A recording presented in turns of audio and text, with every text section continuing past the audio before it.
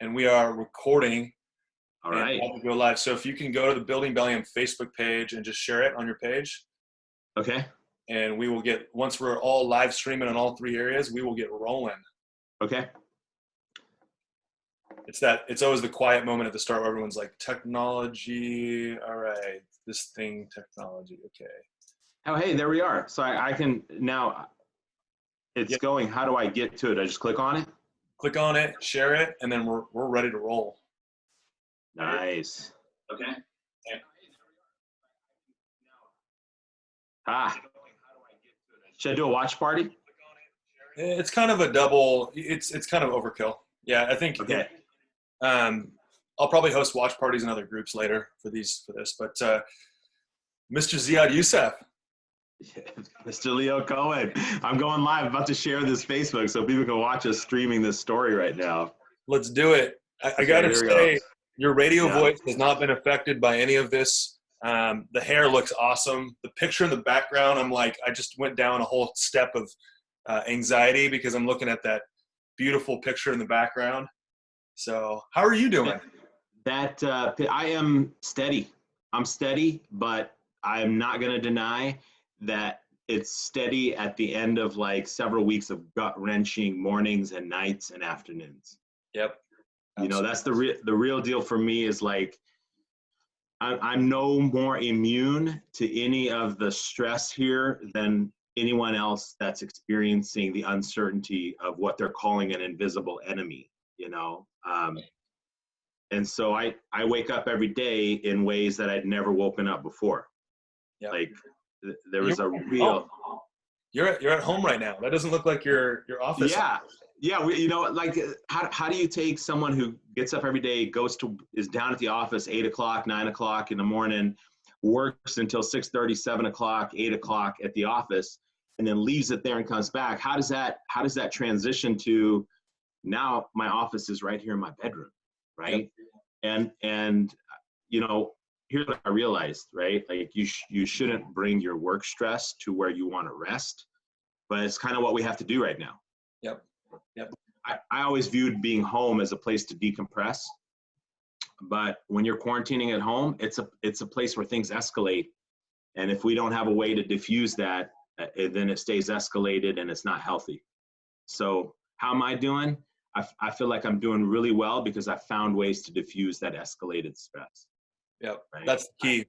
It's not avoiding the inevitable fact that you're going to have stress. It's figuring out how to decompress that stress. And Z, for people that are watching or will watch this, I know you, and I'm not going to share with everybody how I know Ziad originally, but it's led to an awesome friendship and that's right. This collaboration. But tell people, you know, for those that are listening, a little bit more about yourself, what you do, what's your big vision, what is your business, what do you do?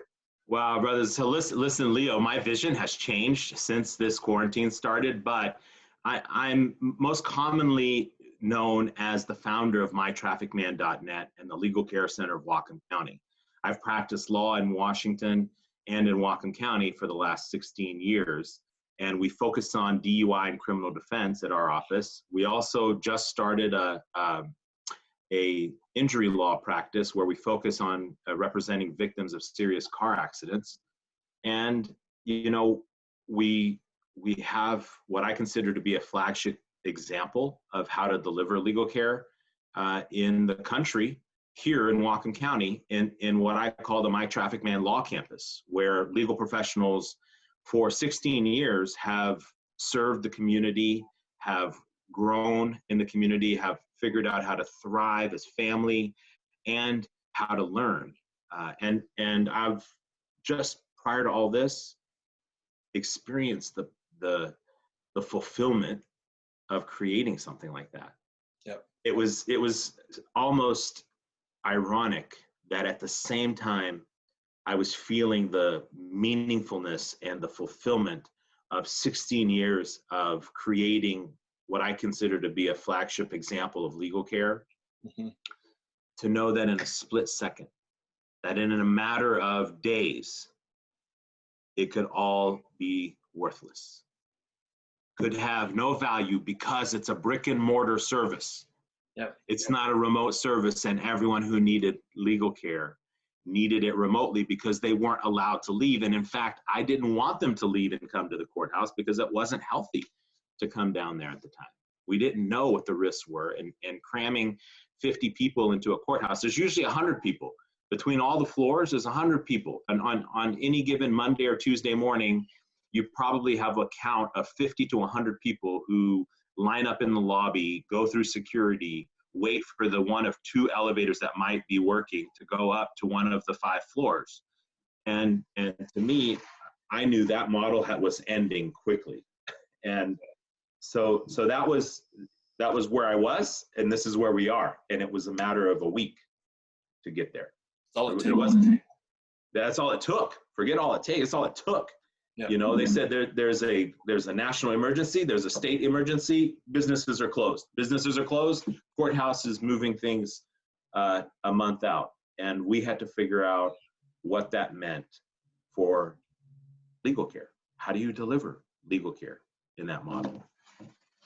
So, you know, that's a long way of answering who I am, because who I am at this very moment is a product of 16 years of developing a legal care model that is changing. Yeah. So let me ask you, because before I met you, I had my experiences with what a lawyer, like the classic, the quintessential, you know, leather-bound books, their office smells of rich mahogany. That was a Anchorman quote, by the way. But the point is, there's this. It's an industry that has been a certain way for such a long time, right? Yeah, yeah.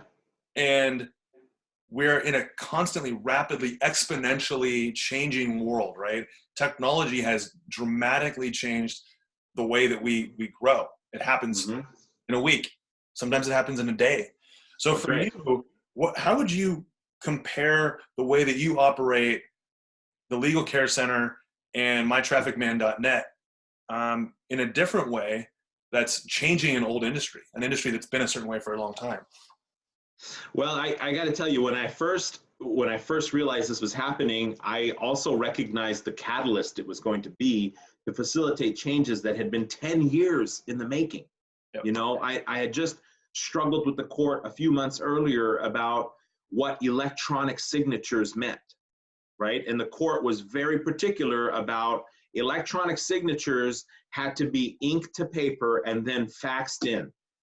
Yep. And it blew my mind that we were still in this like fax machine generation of the courthouse, when in reality, electronic signatures had been used everywhere.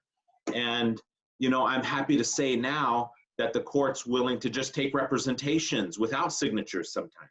They're also accepting electronic signatures through things like Sign Now, DocuSign, and AuthentiSign that in the real estate industry have been used for a long time. Right. Courts are also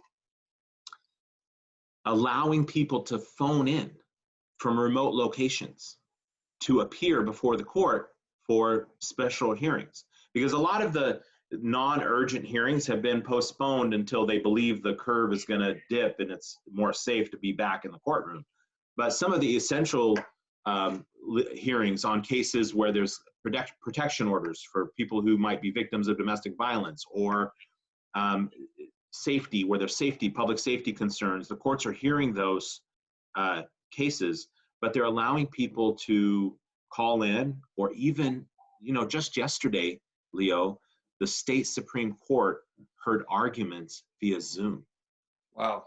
They heard legal arguments about whether or not inmates in our state prisons should be furloughed while the pandemic calms down, to avoid a outbreak in the prisons, including people who you know, might have long, lengthy prison sentences. And they denied that petition to allow people to be furloughed. But that hearing, the attorneys appeared via Zoom call. Never before, never heard of before. And here locally, Blaine Municipal Court doing hearings by Zoom, you know, and that's never been done before. But imagine what that means to people who have warrants, who just couldn't make it to court. They don't have transportation. It's potentially going to change the number of warrants that get issued. The number of failures to appear in court could change because of this. I mean, there's a lot of great things. The problem is the courts still, they're not ready to be agile yet, and they're re-gearing and retooling to be agile.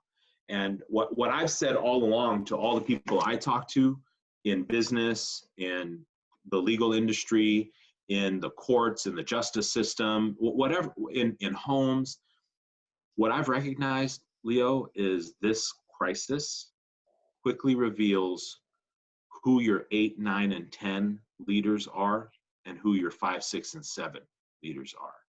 And this is my personal opinion. The 8, 9s, and 10s are the agile, bold, and ready to pivot leaders.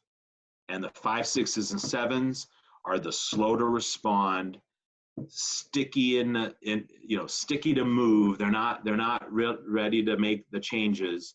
And we don't need that kind of leadership right now. We need leadership that's bold. We need leadership that's agile. And this crisis is revealing it on many levels. I'm seeing it across the state, across the people at home and at work. And for the courts, my opinion is courts that are ready to adapt to the work remote model and the appear remote model, those ones are going to succeed. And the ones that don't do that, they're going to implode because they're going to get overloaded. There's already a backlog of cases building. There is a real concern for, you used to be able to bring 100 people into the courthouse and deal with all those cases at once. But you can't do that now. You might be able to bring in 10 people at a time because you need to social distance. If we accept that we need to social distance, then we shouldn't ask 50 people to be in a courtroom, right? Yeah. And so the courts are being asked to do that. And I'm proud we have good leadership in Whatcom County. I mean, I'd like people listening to this not to misinterpret that. I'm proud that we have good leadership in Whatcom County. And under the circumstances, our court is doing a very good job of issuing instructions for the legal community. And where they're not, it's the same kind of mistakes we would make. Nobody's going to be perfect in this circumstance, and they're taking input. It's not like they're shutting people out and saying, we don't want to listen, right? And I don't know across the board, I'm not speaking on every level, but in our legal community, we have a pretty good legal community that listens and pays attention and leads. Yeah. So it sounds like, it's not necessarily, and I hate to use this word, but it sounds like there's almost a adjust to the someday maybe list that we all have been putting off for a long time because things are working, and a culling of the people that can't adapt or sidestep to say, okay, I don't necessarily like this at this exact moment. It's not how we envision this change or this pivot, but we absolutely need to do it, or else we're going to implode. So it's kind of, do you feel like, and we don't need to get super deep into this part, but like, do you ever feel like as humans, we don't make big change until there's a metaphorical gun to our head? I don't like that metaphor at all. What's a better one? Yeah, well, until you're like on the edge of a cliff and you're looking at waterfalls and you have to make a decision. Yeah. Yeah. I don't want people thinking about a gun to their head right now. I really want people to think about, this is a crisis. We have to make decisions to move, and we don't know where we're going to land. And we don't know if there's rocks under that waterfall. We don't know if there's shallow water or deep water. We don't know where we're going to land, but you have to make a decision, because looking backwards is something huge coming to push you over if you don't, so yes, I think that the catalyst to do it is this crisis. And as humans, generally crisis is the catalyst for change. Mm-hmm. And I think that innovation and desperation kind of feed each other a little bit. But I do think that the metaphor of jumping off a cliff or even having a gun to your head is more of a one-on-one thing. And what you have helped people recognize. And let me just take a moment to say thank you for organizing a wonderful group of people to speak to the community, for sharing your friends with us and their perspective, because we are not doing this alone. Yep. We may feel alone. We may feel like it's one person on the edge of a cliff in some of our decision making, but we are not alone. We are a community, and we should reach out to one another and help make decisions together. And that's what's helped me keep my sanity, whether it be, working in conjunction with my wife at home, or working in conjunction with all the wonderful people I work with at my office, or creating a broader network of people and bringing them together. Just the other day, Leo, I had a previous mastermind member.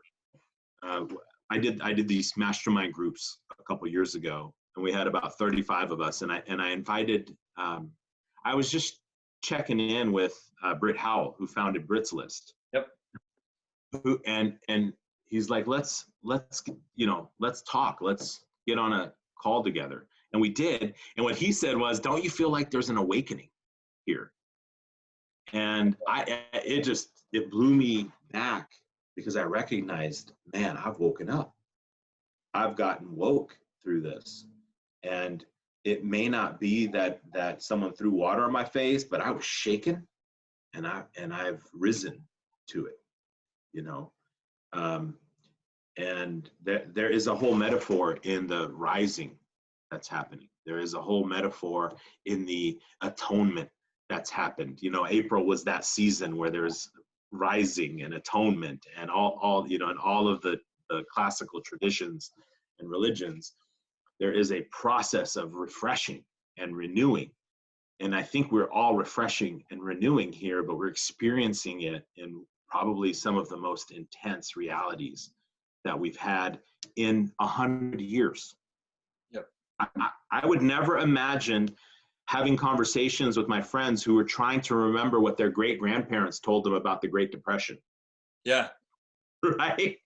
But we were like, man, you remember when your grandparents would say, don't spend on that, you don't need this right now, and you would always tell them why. The world's fine. And I had several of these conversations where people were thinking back to, do we really need all the stuff that we have? Right? And if you'll allow me, Leo, I want to go back to this, because you asked me what my vision was. Please do. Yeah. And my vision has always been to lead a life that makes an impact on my community. And I thought, and continue to believe, I can make that impact. But I thought it was to deliver a legal care example that was a flagship for the world, right? But the reality is, all of that planning that it took to create what I thought was that vision was distracting me from my desire. Vision, desire. My desire and my vision now is to have a quality life at home with my wife. My vision now is to have deep memories with my parents and my brother. My vision now includes having meaningful experiences with my cousins, my friends, my network of love and care that I care about, while at the same time and at the very end of that vision, living a work life of joy, play, and luxury. I'm putting that out there for everybody. That's a personal thing to me, but I'm putting it out there because any other time we would have talked about my vision, work would have come first. Family and all the rest of it would have been the reason I was working. So I would justify avoiding the rest of it, and because I got to do this to get to the other stuff. It's not true. It's not true. You can get to the other stuff now. And then do you ever hear the metaphor of, you have these different flexible areas of your life, and you have the areas that are just inflexible, and the areas that are inflexible are what you just described as family, experiences, friends, like joy, all of these core things that everybody's starting to find now and saying, man, I've been working 80 hours a week, and why am I doing that again? Oh, Yeah. that has to fit in with my personal life, right? Yeah. And when did this transition happen for you? How is this transition? Has this been rooted in this pivot right now, or has this been something that's been on your mind for a long time, but it's been on your someday maybe list? Well, listen, I've had a life coach for 5 to 6 years, and I'm very grateful for Nancy Matthias for working with me as my life coach at celebratekids.com. And we've been doing that for 5 years. She will help me prioritize family, health, relationship, work, career, so many different aspects of my life. And she always made it seem like it was balloons that would expand and contract, right? All these little different factors. And I had been working toward this goal of having more time with family, more time at home, because I had been building my practice for 16 years, and it was like raising a child. But here's what made the change. Here's what accelerated that. When I woke up one day thinking that there was a mystery virus that was going to get me, right, and potentially end my life, I realized that my choices every minute count. More than I'd ever realized it in the past, my choices every minute count. Yep. And I sat down, as I've been advised to do by therapists and counselors, and I'll share it with you, write down your fear. You got gut-wrenching anxiety? Work on some breathing exercises, work on some meditation, but then sit down and write out what you're afraid of and watch it solve as you write. And as I wrote that first few days of gut-wrenching anxiety, I wrote the words, let it go. Ooh. And I wrote it and then would write a paragraph of what I was letting go. And then I'd put the heading up again, let it go. And I'd write down a paragraph of what it was that I let go.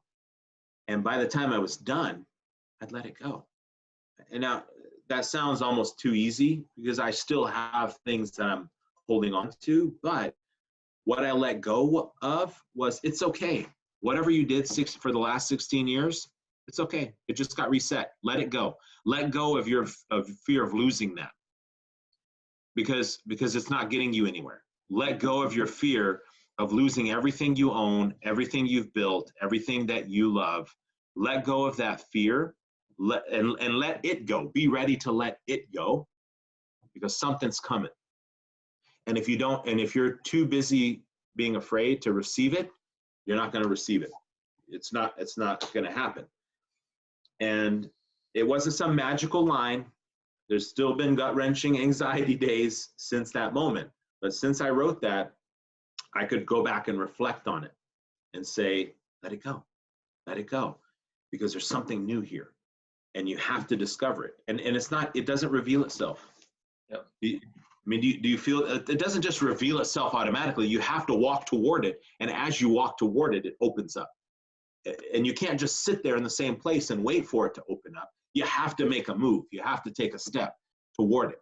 And sometimes that step, you don't even know if you're going toward or backwards, but you have to take a step. And as you take the step, things reveal themselves. And that's how it's been playing out for me. I had no idea whether the government was going to give us any grants, whether my people were going to be able to afford their mortgages, whether we were going to get, I went through that whole craze of applying for paycheck protection loans. And, if you don't mind, I'm going to do one little shout out to the bank that got me my paycheck protection loan. Okay. Shauna Olberg at Savvy Bank worked late hours, messaged me on the weekend, and did this for thousands or hundreds. I don't know how many they helped at Savvy Bank. It's a small 9-branch bank. But let me tell you, I got wonderful treatment, and I don't believe it was any different than she was treating everyone else at that bank. So a little shout out to Shauna, local branch manager here at Savvy Bank. And I just picked up my $50,000 paycheck protection loan check today, right? The people that don't really, and we've dove a little bit into that on a previous episode, but for people that don't know how important that is, how important is that right now for you to be able to take that loan? And if you use it for within the specific guidelines, you Yeah. have to take on a loan. You don't have to pay anything back. What is that like for you? What is that? Well, first of all, it's taken 2.5 months. It's taken 2.5 months for me to get that loan. So first of all, I've had to borrow my own money to Yep. keep things going for 2.5 months. And it's a relief to know I've got the ability to now go another 2.5 months where I can provide for the people who are serving at our office and continue to feel healthy there. Yeah. And you know, the other side of that is for the thousands of small businesses that didn't get that type of support or loan. I want to figure out how we can support them. Yep. You know, because this is even temporary. 2.5 months. They're saying this could last a year, right? The impact of this, and today, you know, hundreds of people woke up to the news that Alcoa could be closing, right? They didn't say they're closing. They're just, you know, ending one part of that service. But to many, that's a concern that they're not going to have jobs. On top of all of this, a whole other industry, right, is closing, and so that's going to ripple through our community. And as it ripples by us, we need to be a place where people can find a little refuge. Right. We need to create spaces in our community where those who are being, you know, washed away or blown away by the tides can find some refuge for a while, you know. And if we do that, a little bit of refuge at a time until we get through a year of this, we come back strong, right? I'm in the process of minimizing what it is that I have because it weighs me down. What are some examples of things that you've minimized that before you felt like you needed and now you don't feel like you need? I don't need a big house. I don't need a big house. I don't have 20 people living in my house. I have 4 people living in my house. So I don't need a big house. I don't need a big car or more than one car. I don't need to be the first, best, and only at everything. I think that minimizing my life includes recognizing that I like to lead and I like to be a good example, but I don't have to be the first, and I don't have to be the best, and I don't have to be the only person that does everything. One, it's not sustainable. It's just not sustainable to think in that. It's almost sickening to think of it like that. And you know, minimizing is about recognizing what's really valuable to me, because making another $1 million or making 10 million or making $1 billion doesn't mean anything to me if I don't have clean air. Doesn't mean anything to me if I don't have good health. And then people say, well, you can buy good health. You can't buy it forever. You can't. You just can't. And if you don't have clean water and clean air, it doesn't matter how big your house is or how much money you have. I want to focus in on how do I live my life now? And I want to try things, because I got to tell you, Leo, I grew up in Texas, man. I come from an oil family, you know, like carbon footprint was a foreign word to me when I moved to Bellingham in 1990, right? But I'm willing to learn. You want to try electric cars or electric bikes? I'm willing to try that, right? You want to try some things that reduce emissions in the city and in the big, you know, urban communities? I'm willing to try that because it means it's sustainable, right? It means that we're gonna have a better quality life. And you know, just 3-4 months ago, I was in Costa Rica, which I love Costa Rica. Shout out to Costa Rica. Go there. Right? Man, those guys kept their curve like this the whole time. They did lockdown like no other. But I'm there for New Year's, and off in the bay is like this huge yacht that was owned by a social media mogul, right?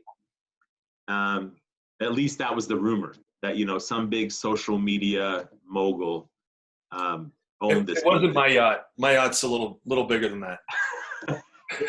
And get this, there was talk, because I was like reaching out to people I knew, like, hey, do you know whose yacht this is? And there was talk that different tycoons, these billionaires that we read about and that are being created daily, are competing on who's got the bigger yacht, right?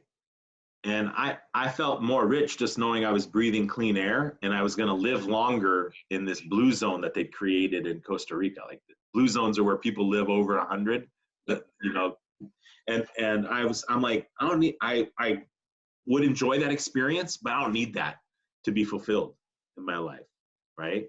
Yeah. And I think it will last. It's not me just saying this and then like 2 months later, oh, what happened, Ziad? What happened to that whole idea that you don't want that yacht? Because that happens. But I think something's been etched into my brain and into my heart. Did you say? And just so I can make the right T-shirt with your hair on it, and it says "Yachts Happen." No, I said, I think that what's been etched into my brain and into my heart is that those kind of things are not a goal. Agreed. It's not the direction I want to take in my life. So more like shift happens, right? Shift. Yeah. Shift happens. Right. I think my favorite thing so far is get woke. Get woke. My hashtag that I love is get woke, because if you don't wake up right now, I don't know when you're going to have another chance to get woke, because you're going back to sleep. If this hasn't awakened you to what's possible and what's not necessary, then I don't know what else will. You're just going to sleep through the rest of your life, right? Absolutely. Hey, I want to dive back into something that you said about being bold, being agile, and continuing to take steps forward, no matter the magnitude of the step, right? And Yeah. I think there's a lot of people right now that are either listening, will listen, or are just out there that need this message from somebody that you when we were talking a little bit before we jumped on this call, you were talking about like your first step, your first thought was like anxiety and fear and like contracting, and then all of a sudden I saw this video come out that you did, or that you had sent me, and you're like, it's all about being bold. We have to keep stepping forward. What kind of message can you give to people that are feeling like there's this huge gravitational weight of, the potential of losing their business, potential of losing their house, losing their job for folks at Alcoa? What kind of message can you give to those people about stepping forward and just not focusing on what's behind? Well, number one, you're alive. Yep. Number one, you are alive, which means you have the power to act. And as long as you have the power to act, you should act. You should take the boldest, I don't know if that's correct grammar, the most bold moves you've taken in your life, because you can. And no one's going to judge you, because we're all getting through this, and what's right and what's wrong isn't bubbling up to the top immediately. So you must act if you can. And if you can't act, I pray you get healthy and you find the ability to move, to step to this side or step to that side, but step, make the move, because once you're in motion, things feel better. Fear pounces you like this and wants to hold you in the ground. And if you don't move, you don't get through it. And if you start to move, and this is what I've felt on the days when I've just wanted to curl up and just stay in bed another 5 minutes, my mind is saying, that's not going to work. Get out, get moving, right? So I'll get up and I'll do 30 deep breaths, I'll do some stretching, take a cold shower, whatever it is that's going to get me moving, because I got to shake that fear that's trying to oppress me. So even if I can add on to that, the people that don't feel like they can move, they can still ask for help. And so I think the other piece that I know as an entrepreneur, I'm sure you know as an entrepreneur, and for many of the entrepreneurs that are watching this and the people out there, we all have pride too, right? And so this is a great opportunity for us to step aside from our pride and ask for help as well. Yeah. We have such a Yeah. giving, awesome community here in Whatcom County and just in Washington State in general, right? Yeah. I've taken my pride, I put it in my back pocket because it's not going to serve me right now. My pride is not going to serve me. Yeah, I took the time to clean up and get my hair mostly in order for this. There's a little bit of that helps me move, but I took my pride, put it in my back, and whether you're calling in your pajamas and you want to talk, we're talking to people. You know, we're going to incubate this 360 law firm concept that we had just started in the new year. We're going to incubate it for a year. This is just like driven it. And it was about business law, and it was about civil law needs for the community. We're taking free consultations on those. Yeah. I'm not even like billing people by the hour. Just give me a call. I will talk 15, 20 minutes because I'm used to doing that when I can. And I'm giving people strategies, and then I'm referring them to people who are ready to serve. You know, we were going to incubate this project, but like people who might be calling about a contract. I taught business law for 17 years, right? I'm willing to share with you what I learned. I've got an accounting degree from Western. I'm willing to share with you what I learned about business and some strategy, and then refer you to some people that are going to help implement. I'll take those calls. And I heard so many people doing that. You know, I heard so many people saying, just reach out. Here's my number, right? Make a call.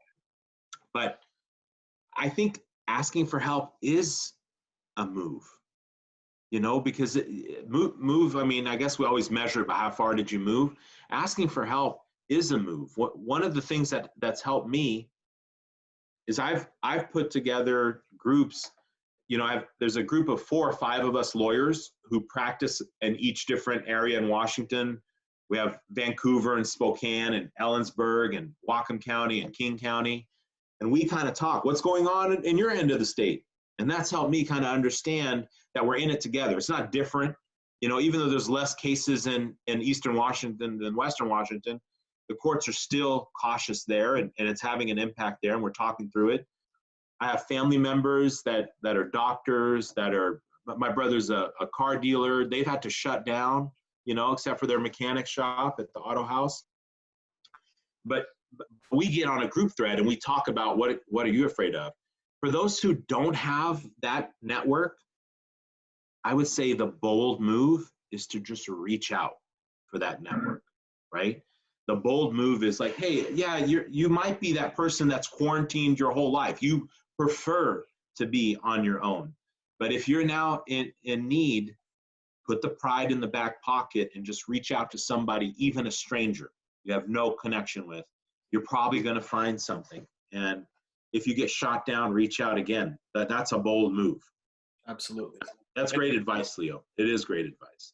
And for the record, just so we know, do you use a comb for your hair, or do you use a lightning machine that they have at the Spark Museum? Which look, man, look, if you knew the layers of product that had to go into this coif, you would be like, what are you talking about? Carbon footprint. You shouldn't be using that kind of hairspray and all that jazz. I don't use a comb. It's just these fingers. I just shape it with my fingers, and we call it good. And lots of electricity, right? Here's the thing. I've even tested no product. Days of no product, right? Just blow dry it into shape. And everyone's like, you look the same, Ziad. You look the same whether you have 3 layers of product or not. So there's days when I just wash it, blow dry it, and we call it good. Well, I just wanted to settle that for the record. Yeah, everybody knows. I told everyone on the Facebook post I made, we're going to keep it real.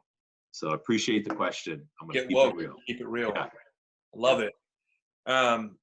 So this concept of lean and this concept of agility that we talked a little bit about, I want to dive a little bit into that because it is the absolute pillar, and it's what I've been taught through my whole career, which is still very young, is how do you, as a person, and maybe it's a constant reminder and a constant regrounding that you go through, maybe going to Costa Rica, recognizing through this pandemic that these are things you don't need. How do you, as your business grows and grows and grows and grows and grows, you know, there's a lot of people that are probably watching that are starting out a brand new business. How can they, as their business grows and they have the ability to buy a boat, or they have the ability to buy a 300-foot yacht that guzzles $300,000 worth of gas every time you take it for a spin, how do you maintain the same lifestyle?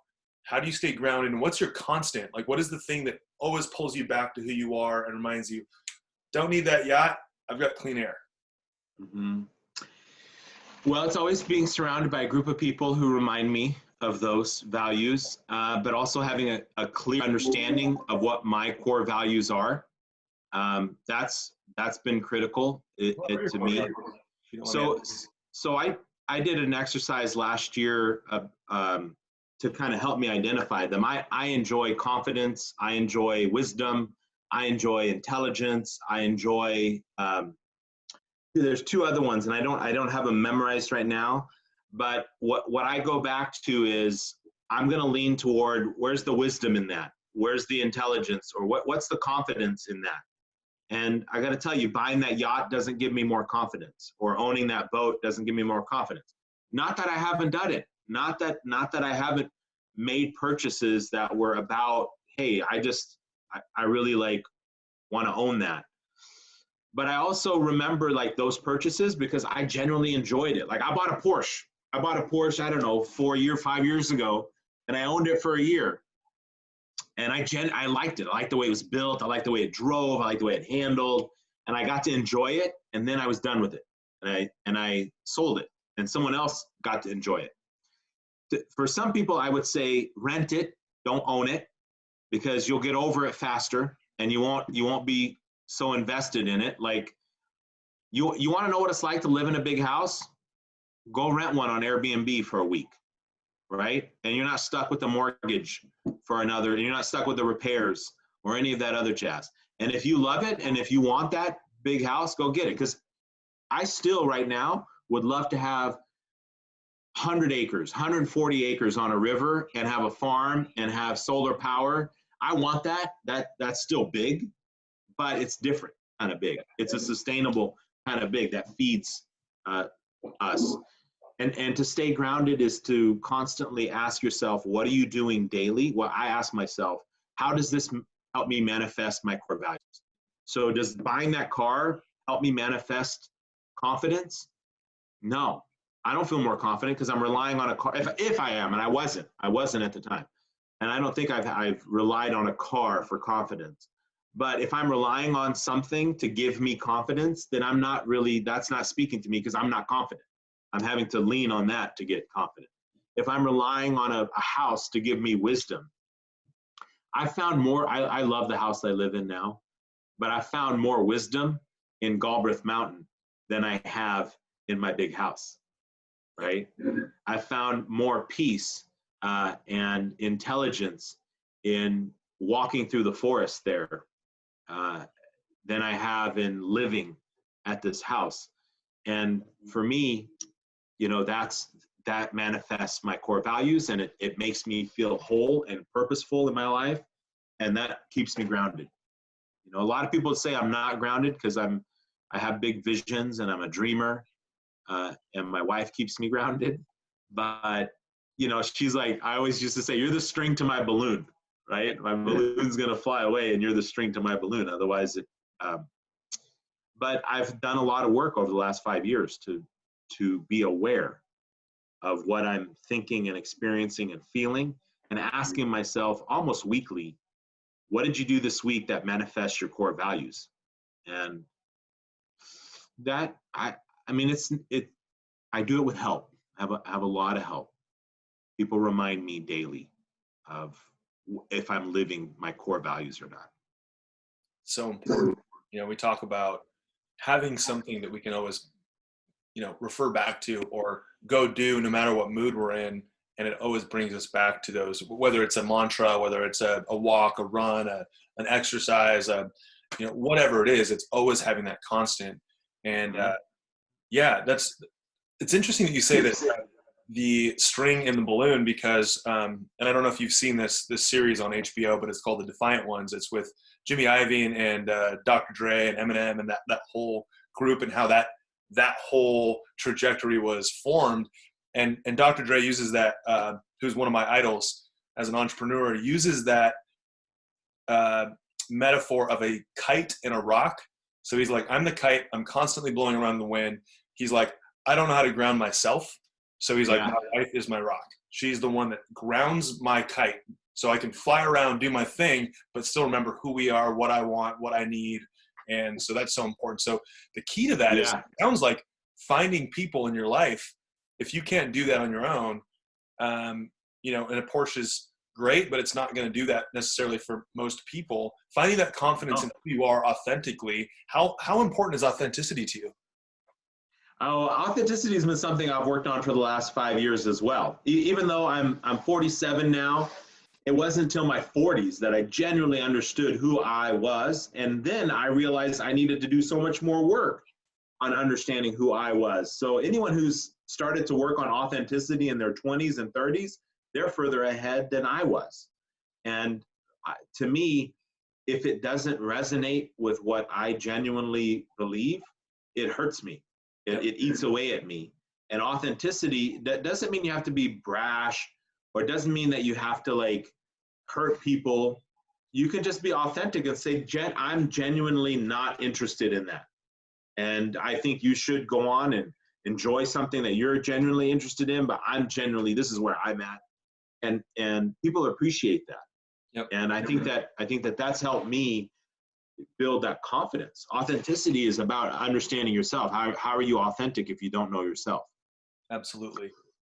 And so it's been a journey, and I'm constantly learning things about myself. I want to just come back on that metaphor of the kite and the rock, because in between the kite and the rock is a very important tool, a very important resource. It's the string, right? Because the rock doesn't do anything for the kite if the string's not attached, right? And the string goes along for the ride, doesn't stay in one place like the rock, right? But the string connects you to that groundedness. And to me, when I think about my relationship with my wife, I don't think she's just holding me in one place, and I'm not holding her in one place. But we're a string, and she more so for me is that string that connects me to the earth, you know, and lets me feel what's really grounding here. And so, you know, sometimes it's a real reality check for me, because I'll get, you could probably see it in this conversation when I get to thinking about things. People That's say, why we're friends. It's why we're friends. I know, but like you have this, like, I knew this was coming. I'm so grateful you created the Pivot series. And every chance I can, I'll go back and watch videos of the other guests. My favorite one, by the way, Leo, so far is the owner of Woods. Why his name Wes. Wes? Yeah. Wes Herman. Yeah. And you know, because he was just telling it, you know, what his truth was. Restaurants are closed, but we have a drive-through. I love the drive-through. Yeah. Yeah. But that was his truth. And this is the message in this, is don't deny this is really happening.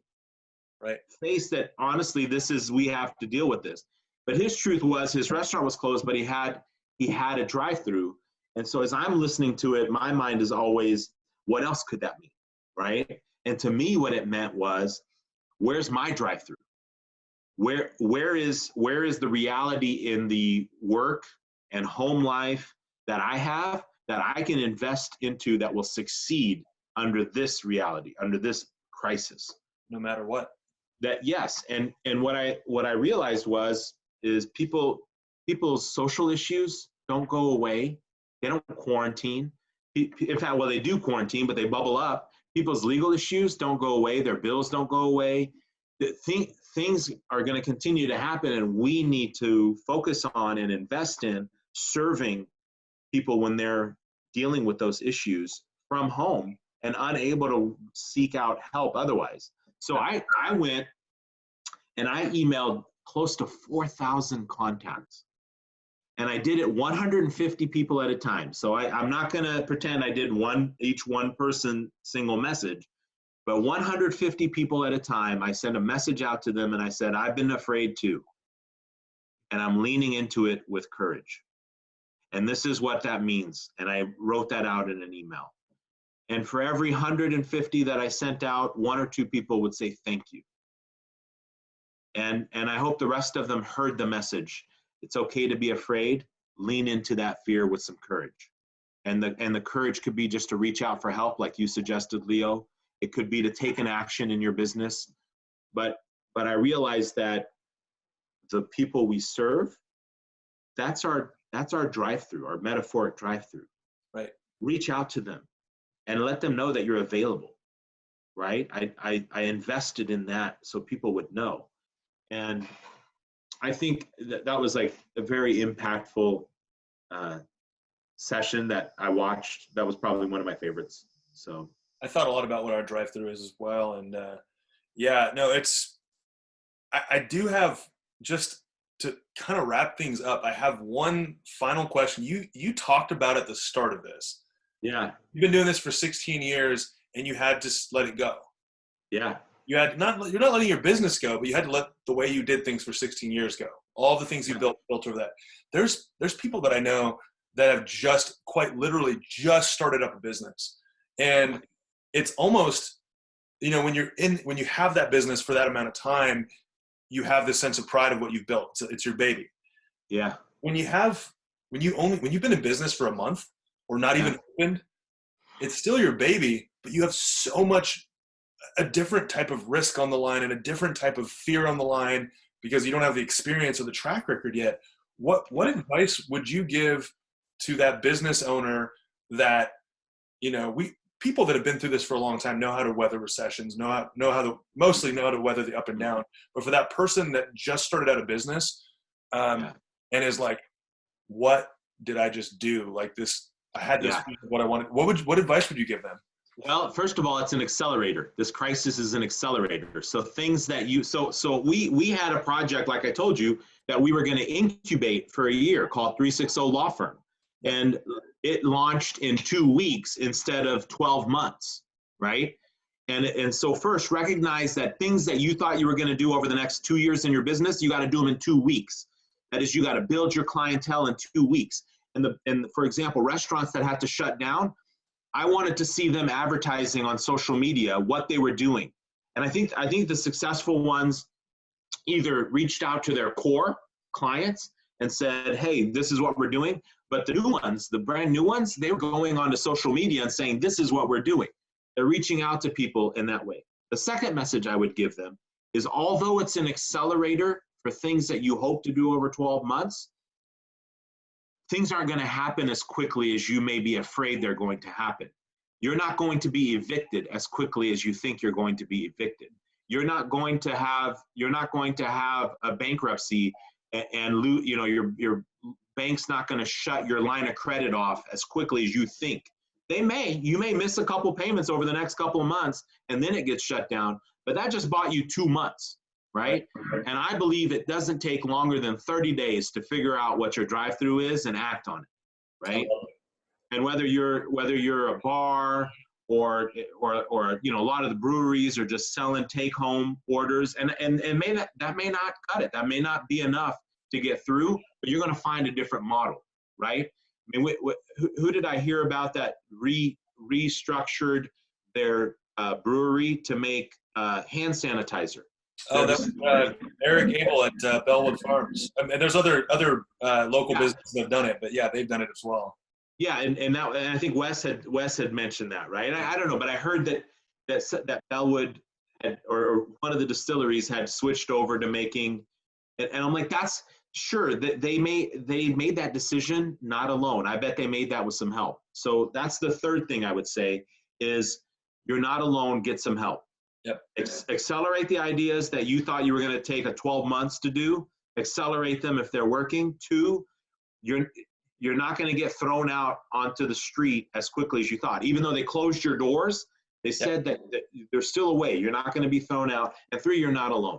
That's the 3 things I'd share with people. I love it. And I so much appreciate that advice. And Mr. Ziad, thank you so much for joining me today. And for those of you that are watching, there's a number of places that you can find my friend here. MyTrafficMannet is the website. That's the easiest. Instagram, Facebook. All of the links will be in the description here with the video. I wanted to say thank you so much for always being willing to collaborate, always being willing to just talk. I feel like I come out of our conversations regrounded, re-elevated, kind of with the right vision. So I just wanted to say thank you so much to you for joining me today. And Leo, I thank you. I appreciate you. Be well, be strong. Keep it up for us. Awesome. Sounds good. Well, thank you everyone for joining us today. And this video will be on YouTube. Will be shared on Instagram, Facebook. You can find it anywhere. All the details will be in the comments and in the description. All right.